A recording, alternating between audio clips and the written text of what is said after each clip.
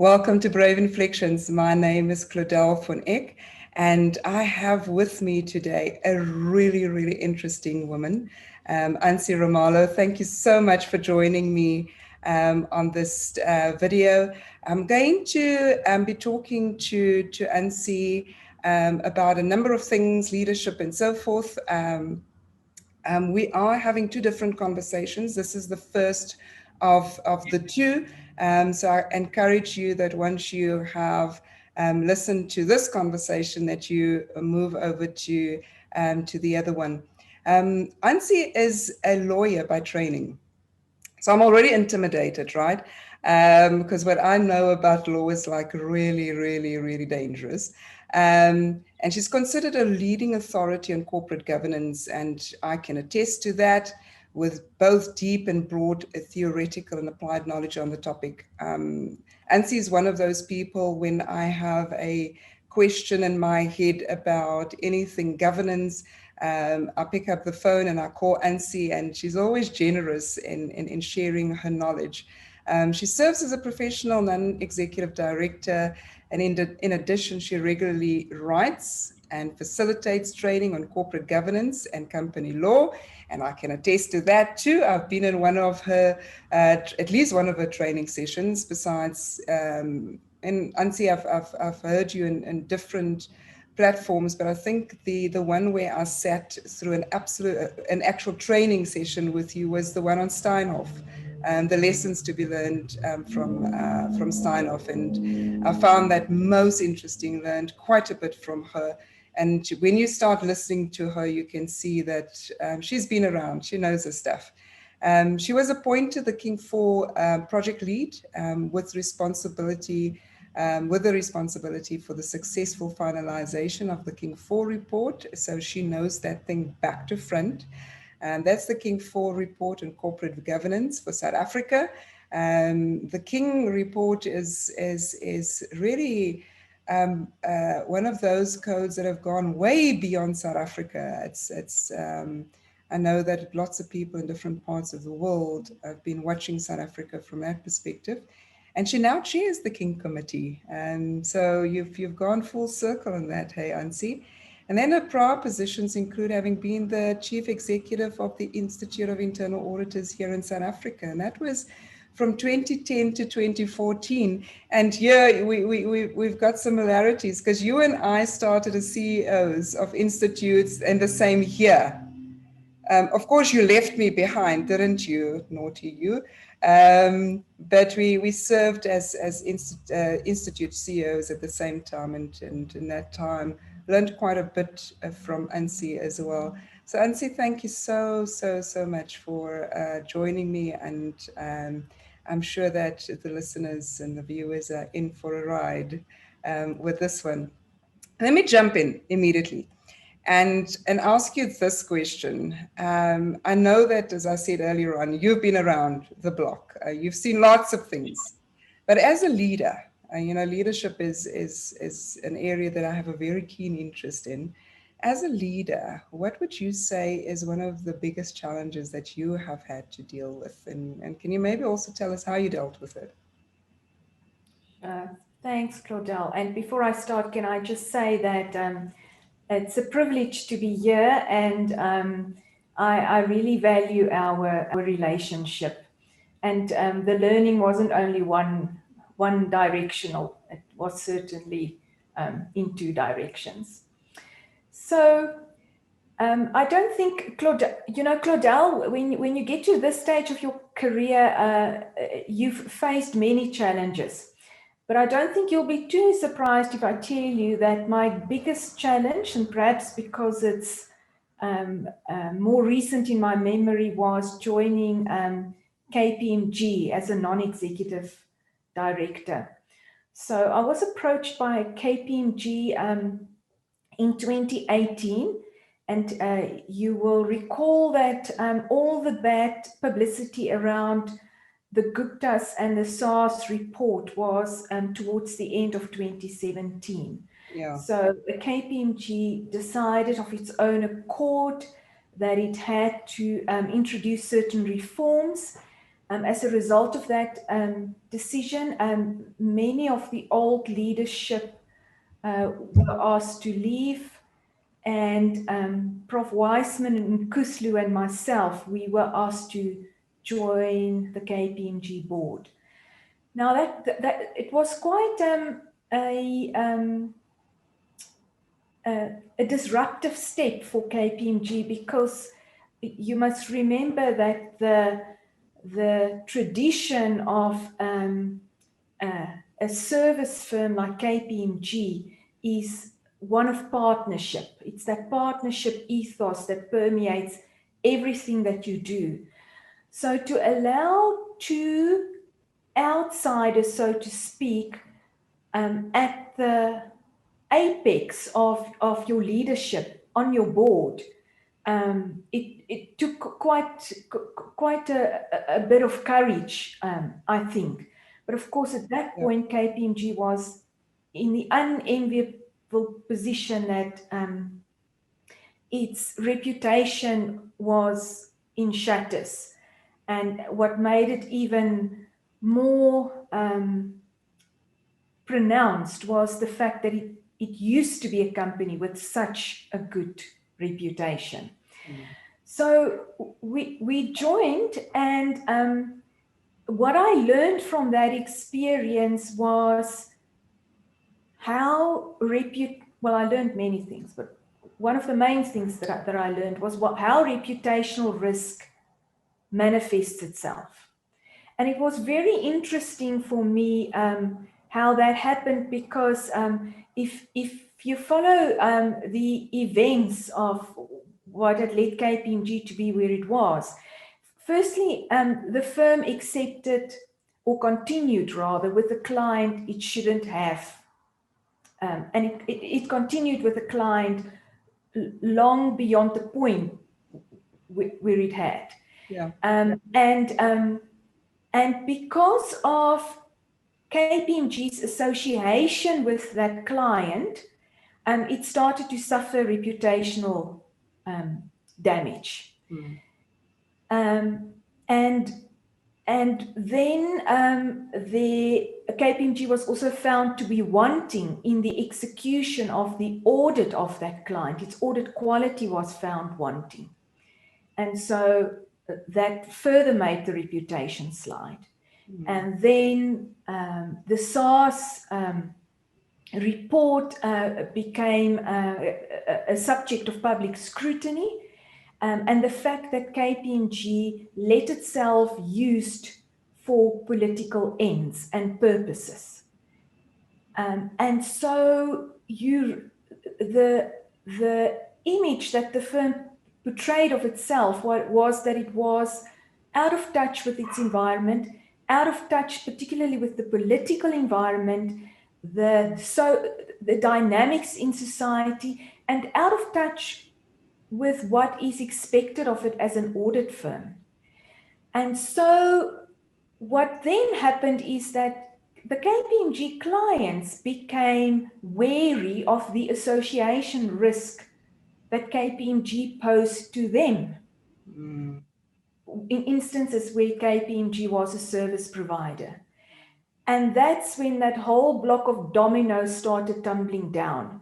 So not only was this a reputational event, something that was in the media, that your brand gets tarnished, clients are saying, but we have to let you go. We can't associate with you, KPMG.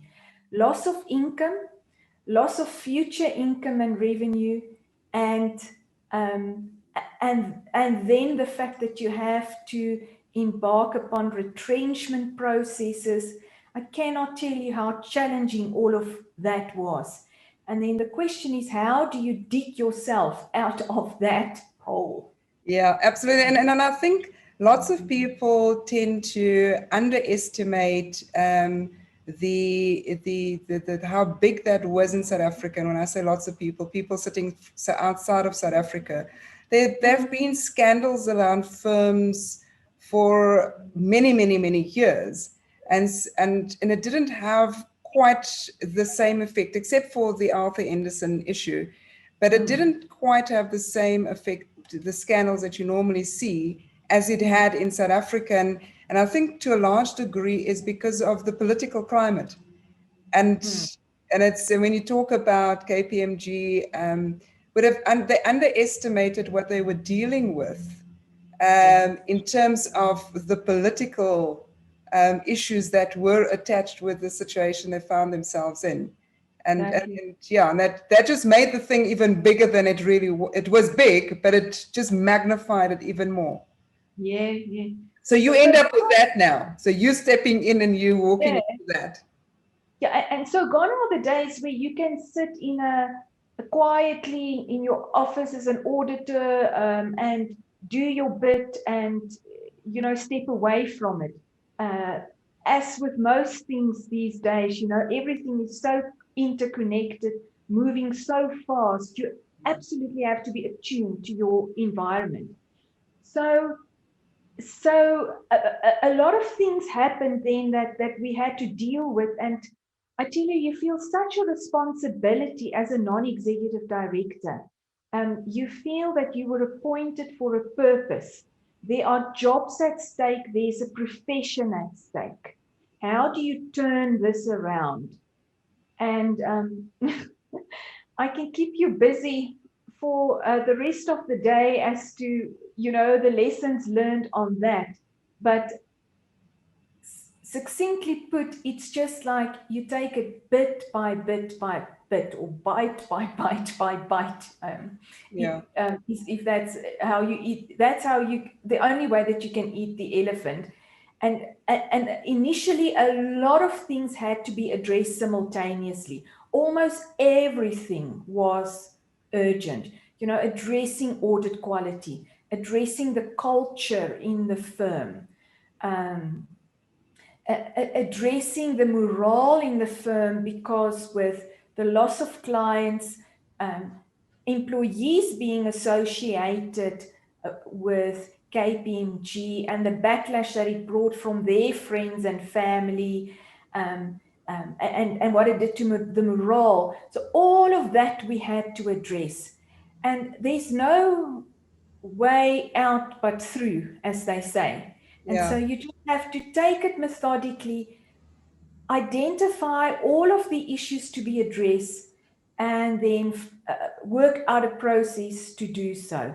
And I suppose the other quick lesson is also that internally you see the change much quicker than it's visible from the outside. I can imagine, yes. And then you actually get impatient because all of the transformative efforts are not recognized to the extent that you think it should be recognized.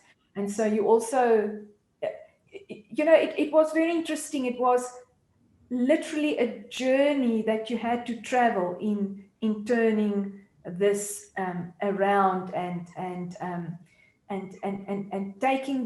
restoring the firm's reputation to the point where it didn't only win work, but where the public, where its clients, where the stakeholders of its clients could trust in its work again. And I can imagine, because South Africans were angry.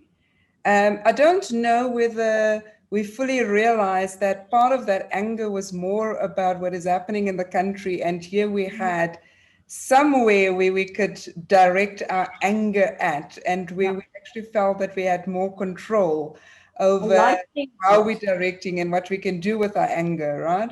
And I know you mentioned the friends and family of KPMG partners and employees.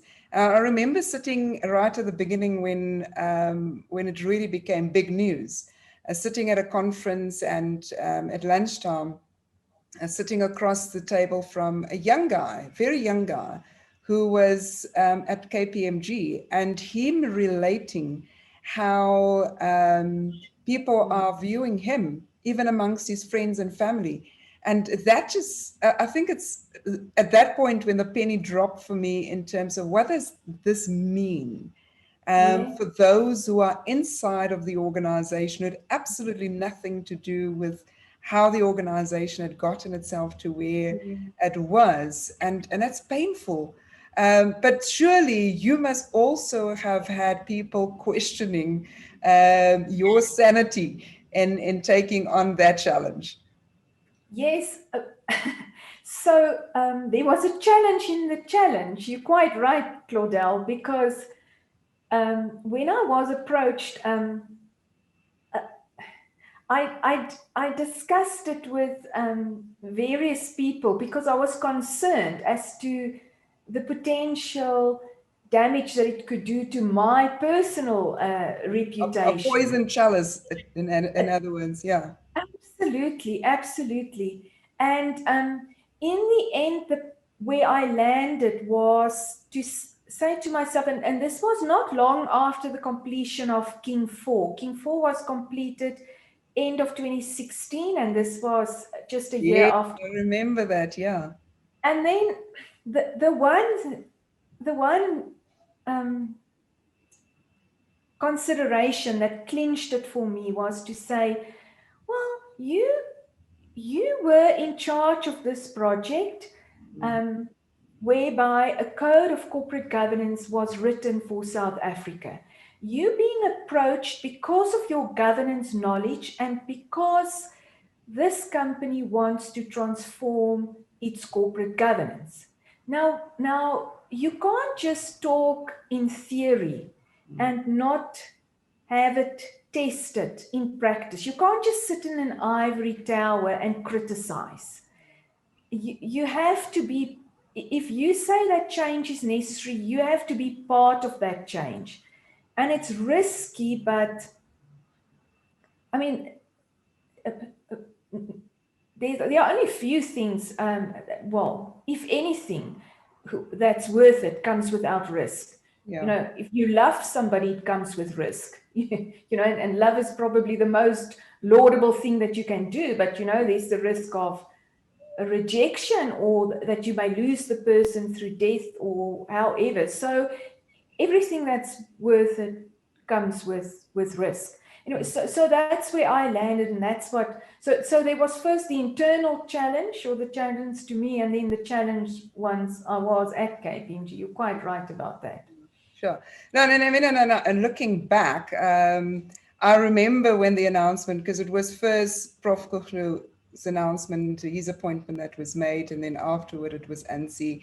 And the mixed feelings that I had personally, knowing you, on the one hand, it was, they absolutely need somebody like Ansie in there. And the other side was like, yo, Ansie, you are brave.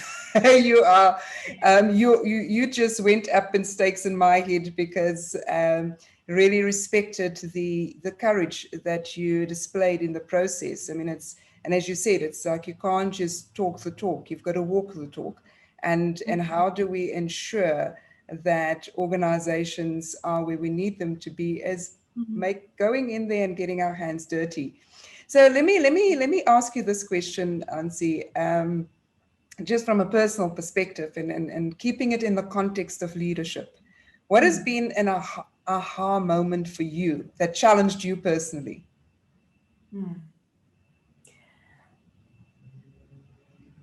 The thing that comes to mind, and it seems like an odd thing, but I'll explain, is this recognition that scarcity, this notion of scarcity, is a fiction. It's not true. And I remember it was years and years ago, and I was in a slump in my career. And at that time, what I had in my mind was, I should have rather studied this. I should rather have gone for that experience. I don't have the right qualifications. I don't have the right experience. How am I going to fix this now?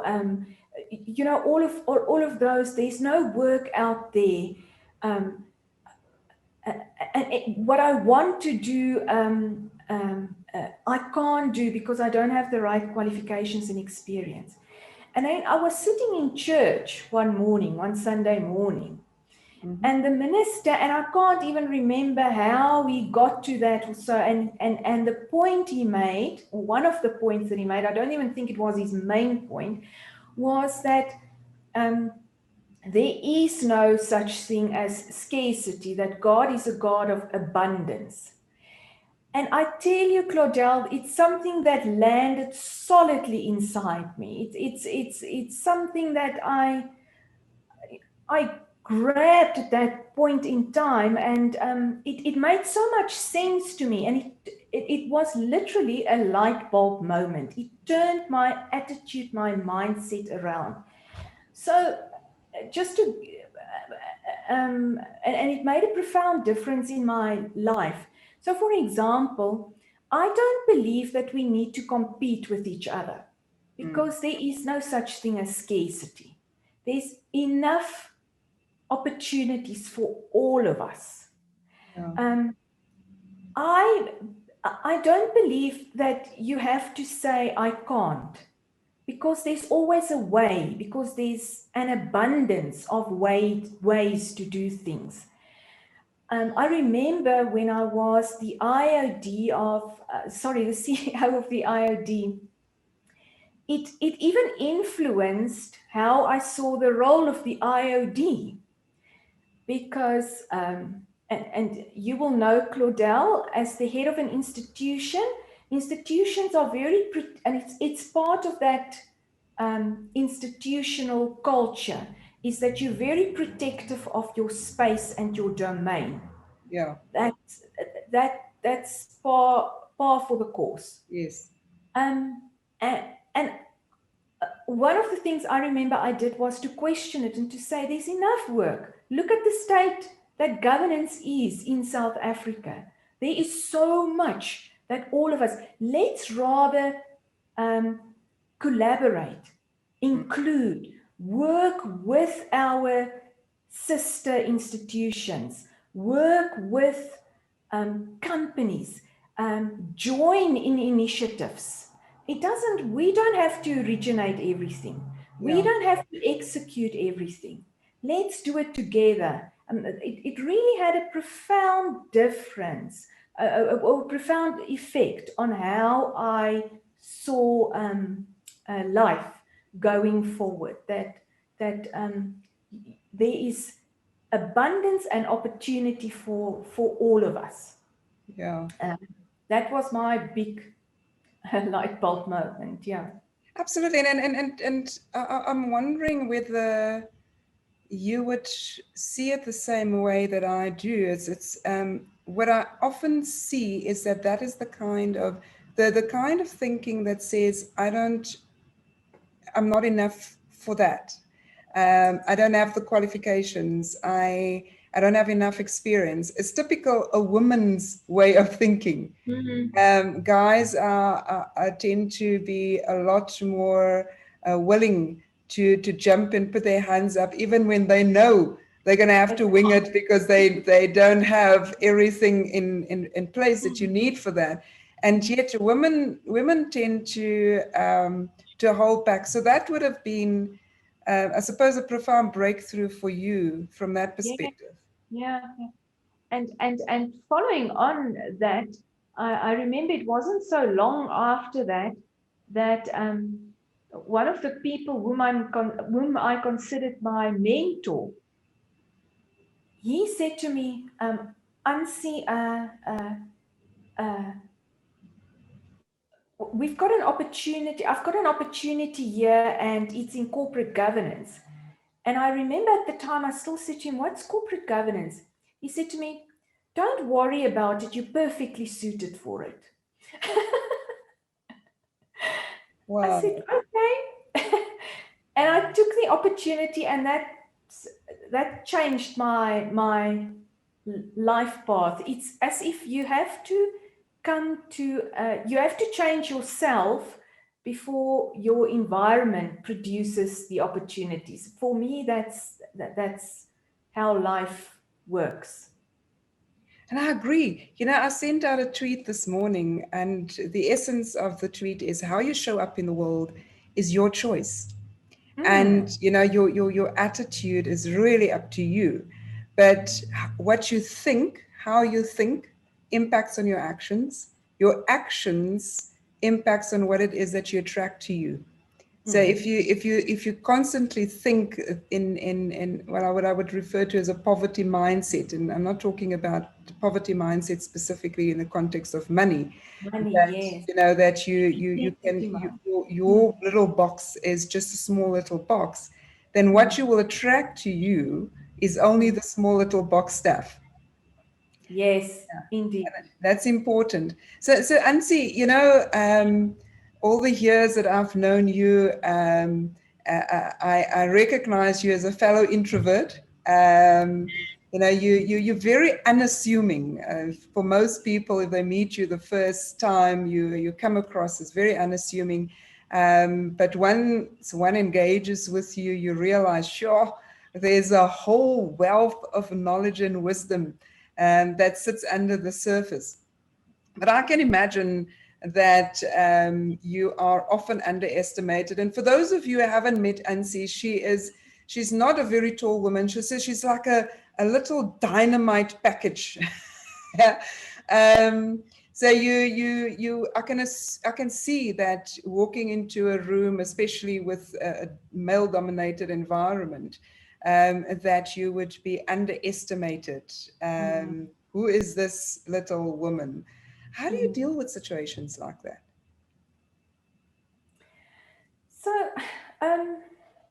yes, it is rather a theme in my life that I'm underestimated.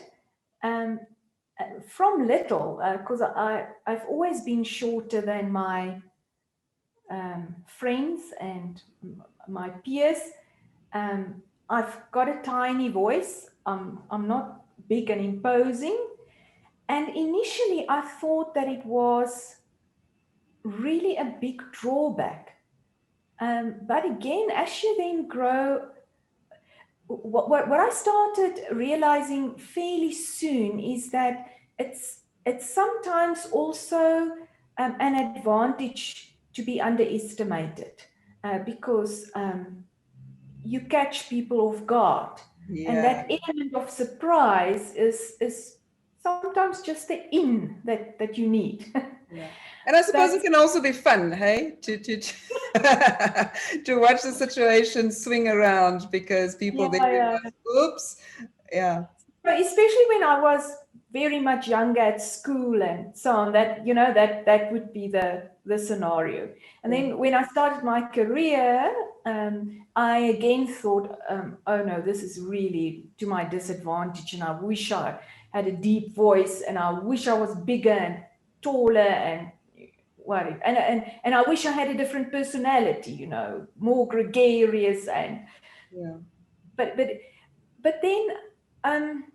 I don't know, you make peace with who you are, and in fact you start loving who you are, and you don't want to change it anymore. I don't want a deep voice anymore longer. I don't want to be tall. Well, maybe I would like to be taller. I'm just joking. But so Alice Walker, she's an author I love, and one of the quotes that she's famous for is something like this. I hope I remember it now. Is one of the most common ways that people give away their power is by believing that they don't have any. Yeah. So power comes in different packages, literally, and you get different forms of power. Power is not only what we used to in our society, the masculine form of power. In other words, the big body, the deep voice, the more aggressive, and I'm saying it in a positive way, the more aggressive, active power. There are other subtle forms of power as well. If you look at yin and yang, the yin is the female form of power, and yang is now the typical, the sun and being active and more masculine, while the yin is more unassuming, quieter, but still very, very powerful. And it's once you understand the nature of your power, of your particular brand, because we all have power. We have life, we have power. Once you understand your particular brand of power and how to wield that power, you can take your place in the world. And that's where I got to, and it wasn't always easy, but that's where I got to. I think one of the worst things you can do is believing other people's stories and estimation of your power. Just because another person does not believe you are powerful does not mean you are not powerful. You are.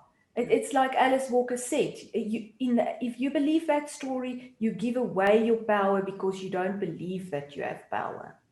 Yeah. And that's really, really, really profound, Ansie. It's an understanding that for me, your power is what you've been given in order for you to make your purpose reality. So if you give your power away, you can't serve your purpose. So it's understanding your place in the collective. I come with a purpose. I come with my package. And when I get that and I love that and I live that, then you can really become a powerhouse, empower others, influence others. But when you don't, you diminish yourself. But you also, in the process, rob the collective from what it is that you were supposed to give to the collective, right? And then I think lots of people are so focused on other people's power, and that person is so great. I wish I could be like that person. But when you do that, you kind of diminish what you have. You know, in this business of us, and I like what you said earlier on. We're not competing with each other. I mean, it's your purpose. You're in your lane. You do what you're supposed to do. Live your fullest, and that includes your power. Then you're able to do what you're supposed to do. And I suppose that gives you a lot more fulfillment as well. Ansie, can I ask this last question? What advice would you give to aspiring leaders? Yeah. Sure, that's always a difficult question, and I don't profess to have all of the answers, but perhaps if I can put it in a nutshell, it's know yourself, warts and all. And if I say know yourself, I mean truly know yourself. Know about, as we've just said, what your gifts. Work with trying to understand your purpose. Understand what you can and what you can't do. Make peace with it. Once you can, and knowing yourself and going through all of these steps that I've just explained, I believe is leading yourself. So once you're able to lead yourself and to work with yourself and live with yourself, it's only then when you can really lead others. Yeah. And so then I would say lead others. But the funny thing is, when you lead others, you also have to follow others. Leadership does not mean overpower. It does not mean you tell them what to do all of the time, that all of the initiative comes from you. Yeah, mostly perhaps it will, but it means that you're very open to those whom you lead. As they say, if you don't have any followers, you're not leading, you know. So understanding who follows you and what their expectations and needs are, and how you can grow them to become leaders in turn. Because if you don't grow leaders yourself, and that's your ultimate goal, then you have no business being a leader. And then lastly, I would say, so you start with yourself, then those whom you lead, and then lastly, understand your environment. And here I'm not talking about the natural environment, yes, including the natural environment and how we connect to it and how we interact with it and its effect on us and our effect on it, but also um, your environment more broadly. The context in which you operate, I suppose, is a good way to put it. Otherwise, you'll struggle to be an informed, wise leader. So, yeah, that's what I would say. Oh, perfect. That's great. And I love the fact that you touch on self-awareness and accepting yourself, warts and all, with the words that you used. And that is one of the things that is so difficult for us as human beings to do, is to be able to look at the weaknesses as well, the areas where we may not be that great, and to be able to embrace yourself in your fullest, so that you can live your fullest. But if you kind of only this lopsided recognition of yourself, you never completely there, fully authentically so. Yes. And Claudelle, I don't know if you'll agree with me. What we sometimes think is good about ourselves flips into may under pressure flip into a bad characteristic, or what we may think is an obstacle or something we dislike about ourselves in a certain situation prove to be good. So we must also be very careful about our judgment about what's good and what is bad in ourselves, and in others, I would say, because to use it as absolutes like that is not. And it's when you start working with more empathy with your judgment, I think that's very helpful in getting you to the point of self-acceptance. I agree 100%.